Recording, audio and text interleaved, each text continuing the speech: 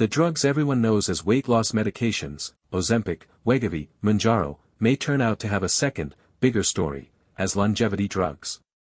It sounds like hype, but this one is grounded in a striking, serious scientific case, and it ties together nearly everything in this series. If you watched our metabolic series, this is the sequel. Let's look at why GLP-1s might be the most important accidental longevity drugs of the decade. Let's pick up where the metabolic series left off. The GLP-1 drugs, semaglutide and tirzepatide, sold as Ozempic, Wegovy, Mounjaro, and Zepbound, were designed to treat diabetes and drive weight loss by mimicking a gut hormone that quiets appetite. That much everyone knows. But as the big clinical trials rolled in, something unexpected emerged. The benefits reached far beyond the number on the scale. These drugs were shown to significantly reduce heart attacks and strokes, to slow the progression of kidney disease, and to lower inflammation throughout the body, and intriguingly, some of these benefits appeared even beyond what the weight loss alone could explain. That's the clue that got aging researchers paying close attention. A drug that protects the heart, the kidneys, and the brain, and lowers systemic inflammation, isn't just treating obesity, it might be acting on something more fundamental. It might be acting on aging itself. Here's the claim that made headlines in 2026. A comprehensive scientific review concluded that GLP-1 receptor agonists appear to influence all 12 of the hallmarks of aging we laid out in episode 1. Think about how significant that framing is. These drugs reduce chronic inflammation, inflammaging.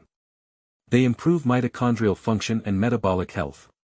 They appear to quiet that master growth switch mTOR and mimic some of the signals of caloric restriction, the same pathways as rapamycin in fasting. And in animal studies, semaglutide has even been shown to reduce cellular senescence, clearing out some of those zombie cells. Recall the lesson from our very first episode, because the hallmarks are interconnected, a true anti-aging intervention would be one that hits many of them at once. And that is exactly the profile these drugs are showing.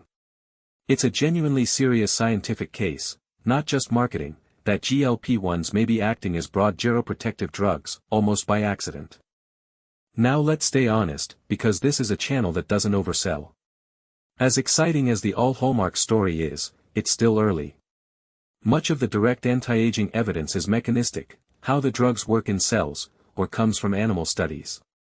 We do not yet have the long-term human trials proving that GLP-1s extend health span in otherwise healthy, non-diabetic people.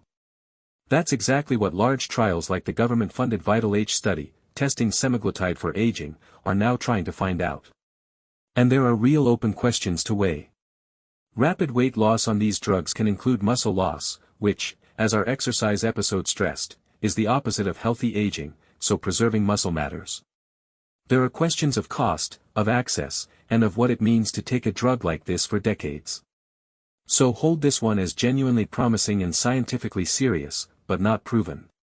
These are still prescription medicines for specific conditions, not a validated anti-aging pill for healthy people. This is educational, not medical advice. So here's the takeaway, and why this episode matters so much for the future. If the longevity effects of GLP-1 drugs hold up in rigorous human trials, and that's a real if, they could become the first widely prescribed, mass-market drugs that measurably slow aging in people. Not an obscure compound taken by a few biohackers, but medicines already in tens of millions of medicine cabinets. That would be a genuine turning point for the entire field. And it would validate the core thesis we started with in episode 1, that if you target the shared, underlying biology of aging, you can push back many age-related diseases at the same time, which is exactly what these drugs seem to do across the heart, kidneys, brain, and metabolism. Whether or not GLP-1 specifically prove to be the answer, they may be the proof of concept that aging is a treatable target. That's a genuinely hopeful place for this science to be. This is educational, not medical advice.